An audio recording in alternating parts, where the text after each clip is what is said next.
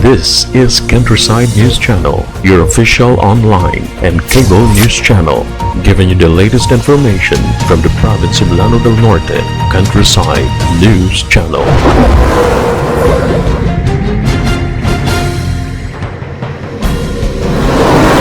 Welcome sa itong programa pagkatod sa mga impormasyon at mga balita gikan sa lalawigan sa Lanao del Norte uban nining inimalagan inyong anchorman Raul Dorias Dinapo atong pagtimbaya sa tanan nato nga mga televiewers sa tanan nga nagtanaw kanunay sa CS News Channel ug sa atong mga partner cable station sa Maranding. Makita kita sa Green Valley Cable Station ug sa Baroy pinagi sa Pangal Bay Ventures ug sa tanan nga mga partner cable usab nato mga igala ang Clark Communication KMTV ug uban pa nato nga mga media platforms sa cable ug online.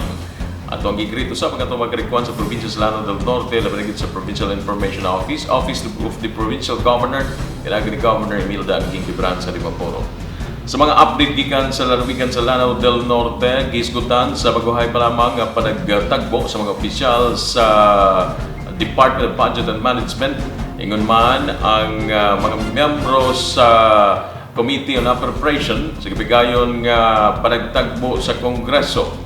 Si First District Congressman KHALID sa DIMAPORO sa lalawigan sa Lanao del Norte nangutana sa mga dirigyanan sa DBM kalampigit kini sa status sa rehabilitation sa MARAWI o giangkon sa mga dirigyanan sa DBM nga hinay sa pagkakaroon kung hisgutan ang porsyento sa rehabilitation sa syudad sa MARAWI di inapektahan sa baguhay pa lamang o naitabo nga panagbangi tali sa mga puwersa sa gobyerno ingon man mga lawless elements.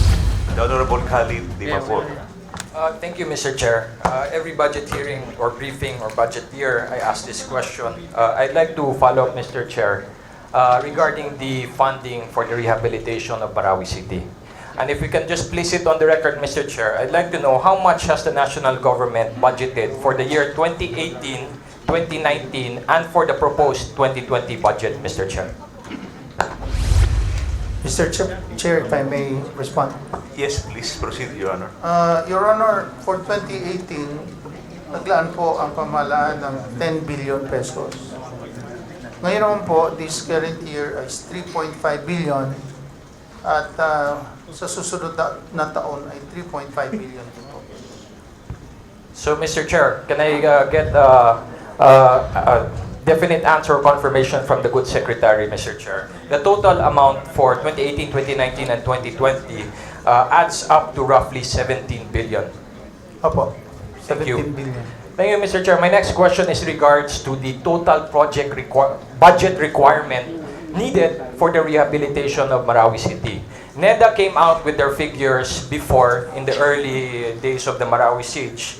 And the figure that they announced in the media was roughly 53 billion, if I remember correctly. Task Force Bangon Marawi, on the other hand, has released in the media a funding requirement of 75 to 80 billion. I'd like to ask the DBM, what figure are they using for the total projected rehabilitation budgetary requirement for Marawi City, Mr. Chair? For the total projection po, ang figure namin is 60 billion po. 60 billion 506 million. Thank you, Mr. Chair. So now we've established we're not even halfway in terms of funding the rehabilitation of Marawi City. Mr. Chair, I'd like to ask my next question to our good secretary. What is the budget utilization rate of Task Force Bangon Marawi, considering that we have already allocated 17 billion for the rehabilitation of Marawi? Sa ngayon po, per record, nasa mga 1%? less than 10%. Less than 10%. How pitiful, Mr. Chair. And we will take this up with Task Force Bangon Marawi when they reach the plenary.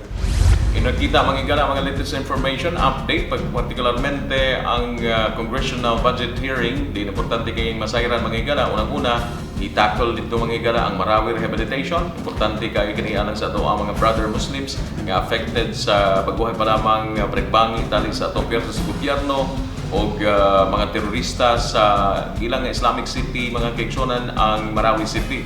So as much as possible ato ang napati pod ang ibati sa itong mga affected nga mga kaigsunan nga mga Muslim sa nasampit ng mga lugar, buot ni 2nd District or 1st District Congressman KHALID sa DIMAPORO, as much as possible, unsay desired nga timeline o kinahanglan nga mo bangga usab kini no sa panginahanglan sa mga katawhan na berigid sa mga affected areas. Gumikan kinako kayo ang pundo samtang kung tanaw na to ang performance mga kaigsunan, gamay na kayo ang na-achieve nga porsyento sa rehabilitation sa Marawi. Sa ngalan sa kuwang kauban, partner cameraman, partner Ronald Islit, ako inyong alagad Raul Dorias Dinapo. Naging salamat sa inyo ang pagpawinaw diri sa atong tulungan.